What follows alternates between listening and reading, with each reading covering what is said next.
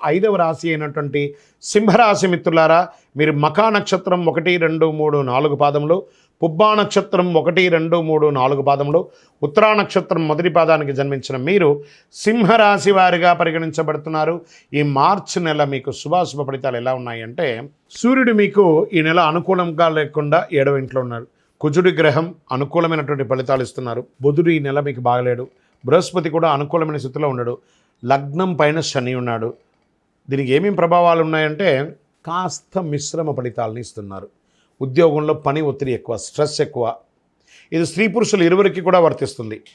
ఇతరుల బాధ్యతలు పంచుకోవాల్సి వస్తుంది. వేరే అడిషనల్ రెస్పాన్సిబిలిటీ తీసుకోవాల్సి ఉంది. పని భారం పెరుగుతుంది.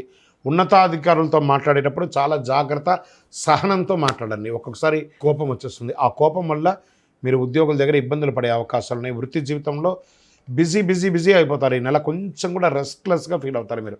వ్యాపారాలు కాస్త నిలకడగా తాగుతాయి. కొత్త ప్రయత్నాలు ఏది చెయ్యకండి. ఎవరిని నమ్మి ఇక ఈజీ మనీ స్పెక్యులేషన్స్కి అంతా వెళ్ళకండి. మీకు అందులో పెట్టుబడి పెట్టండి, ఇంత వచ్చేస్తుంది, ఈ మాయమాటలు నమ్మి డబ్బులు పెట్టకండి, మోసపోకండి. తర్వాత కుటుంబ సభ్యులతో కలిసి ఆధ్యాత్మిక సేవా కార్యక్రమాల్లో ఎక్కువ పాల్గొంటారు. గ్రహాలు అనుకూలంగా కాస్త లేనందున కుటుంబంలో తరచు గొడవలు, అన్నదమ్ములకి, అక్క చెల్లెలకి, భార్యాభర్తల మధ్య, అమ్మ నాన్న, ఇల్లాస్, ప్రతి ఒక్కరితో ఏదో ఒక మిత్రుల దగ్గర కూడా కొంచెం చిన్న చిన్న గొడవలు వస్తున్నాయి. జాగ్రత్త. మనం నోరు అదుపులో ఉంటే సరిపోతుంది కదా, కోపం అదుపులో ఉంటే సరిపోతుంది కదా. కాస్త భార్యాభర్తల మధ్య విభేదాలు కూడా వస్తున్నాయి. ఒక్కొక్కసారి తారాస్థాయికి కూడా వెళ్ళే అవకాశాలు ఉన్నాయి. జాగ్రత్త సుమి. ముఖ్యమైన పనులన్నీ కూడాను వాయిదా పడుతూ ఉంటాయి. కొంచెం ఆటంకాలు వస్తుంటాయి. ప్రేమ వ్యవహారంలో సాదాసీదంగా ఉంటుంది. ఒక్కొక్కసారి బెడిసి కొట్టే అవకాశాలు కూడా ఉన్నాయి. నిరుద్యోగులకి సొంత ఊరిలోని చిన్నపాటి ఉద్యోగం సర్దుకోండి. ముందు ఎంటర్ అవ్వండి ఒక ఉద్యోగంలో. పెళ్లి ప్రయత్నాలు సానుకూలంగా ఉంటుంది కాస్త మార్చి 2వ భాగం తర్వాత. మాస ద్వితీయంలో ప్రయత్నాల్లో కాస్త విజయం ఉంటుంది. కోర్టు కేసులు ఏమైనా ఉన్నాయంటే కాస్త పోస్ట్పోన్ అవ్వడమో లేకపోతే విజయం అవ్వడమో ఉండే అవకాశాలు బాగా కనపడుతున్నాయి. ఆర్థికంగా ఎవరికి వాగ్దానాలు మాత్రం చేయకండి. నేను ఇలా ఇచ్చేస్తాను, నేను ఇంత ఇస్తాను, అంత ఇస్తాను. Don't do. అసలు రాదు. మీ చేతిలో నుంచి ఈ నెల డబ్బులు పోయిందంటే మళ్ళీ మీకు తిరిగి రాదు. విద్యార్థులకు శ్రమ అధికంగా ఉంటుంది. స్వల్ప ఆరోగ్యానికి మాత్రం ఇంపార్టెన్స్ ఇవ్వాలి. 100%. మంచి వ్యాయామం చేయండి. సూర్యరశ్మిలో కాసేపు కూర్చోండి. రాజకీయ నాయకులకి ఇది ఒక మిశ్రమ కాలం అని కూడా చెప్పచ్చు.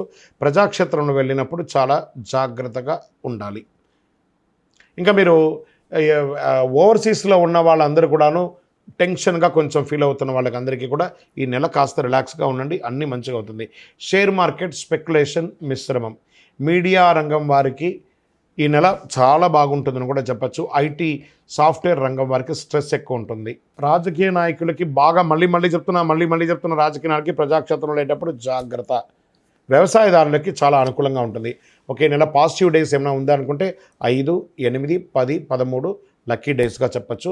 చంద్రాష్టమం మాసం ప్రారంభం రోజు నుంచే ఇబ్బంది వస్తుంది కాబట్టి 1/3/2025 5:50 మీరు మార్చి 1వ తారీఖున ఉదయించేటప్పుడే చంద్రాష్టమంలో ఉదయిస్తారు.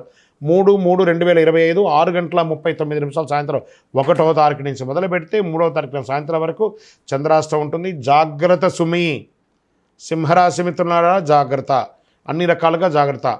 తర్వాత ఒకసారితో అయిపోయిందా లేదట, చంద్రాష్టమం మళ్ళీ ఈ నెల 2వసారి వస్తుంది. 28/3/2025 4:47 సాయంత్రం నుండి 30/3/2025 4:35 సాయంత్రం వరకు. అంటే మొదట మాసం లాస్ట్లో కూడా 2 సారి, అంటే సుమారుగా 6.5 రోజులు చంద్రాష్టమం మీకు. జాగ్రత్త. మళ్ళీ చెప్తున్నాను, వాహనం నడిపేటప్పుడు జాగ్రత్త. యాక్సిడెంట్స్ అయ్యే అవకాశాలు కూడా జాగ్రత్తగా ఉన్నాయి. నేను ముందే మీకు చెప్తున్నాను, మీరు జాగ్రత్త పడండి. భార్యాభర్తలు సఖ్యతగా ఉండడానికి ప్రయత్నం చేయండి. అన్నిటికీ ఒకటే ఔషధం ఏంటంటే గం గణపతే నమః. సైలెంట్గా ఉండడం. మీకు మాత్రమే తెలుసని ఊహించుకోకండి, మీకు కూడా తెలుసు అనుకోండి. మీకు మాత్రమే తెలుస్తుంది అనుకుంటే అహంకారం, మీకు కూడా తెలుస్తుంది అనుకుంటే విషయ జ్ఞానం. అది ఎలా మీరు ముందుకు తీసుకెళ్ళండి. మరి దీనికి అంతా మనం ఏం చేయాలంటే పరిహారం చేసుకుంటాం. సంకష్టహర చతుర్థి రోజు గణపతి దేవాలయంలో పోయి చక్కగా పూజలు చేసుకోండి. గరికతో మాల వేయండి, జిల్లేడు మాల వేయండి అని చెప్తున్న. శ్వేతార్క మూల నివాసాయ వాసుదేవ ప్రియాయ దక్ష ప్రజాపతి రక్షకాయ మహాగణపతే అని ఆయన్ని ప్రార్థన చెయ్యండి. మహాగణపతికి పాలాభిషేకం చేయండి. గణపతి అథర్వ శీర్షం అనే ఒక మంత్రం ఉంటుంది, యూట్యూబ్ ద్వారా డౌన్లోడ్ చేసుకోండి, వింటూ ఉండండి ఆ మంత్రాన్ని ఎప్పటికీ. చాలా బాగుంటుంది. మీ ఇంటి ఇలవేల్పుకి ప్రార్థన చేయండి. భగవంతుడా, ఈ నెల నేను అన్ని రకాలుగా బాగుండాలి అని చెప్పి ప్రార్థన చేయండి. సకల దోషాలు తొలగడానికి మీ వయస్సు ఎంత ఉందో, సపోజ్ మీరు ఒక 50 ఏళ్ళు ఉన్నారు, 50 దీపాలు, 20 ఉన్నారు, 20 దీపాలు, 30 ఉన్నారు, 30 దీపాలు, నెలకు ఒక్కసారైనా మీ ఇంటి ఇలవేలుపు ఇష్టదైవం దగ్గర దీపం వెలిగించండి. అన్ని రకాలుగా అనుకూలం పొందుతారు. విజయోస్తు.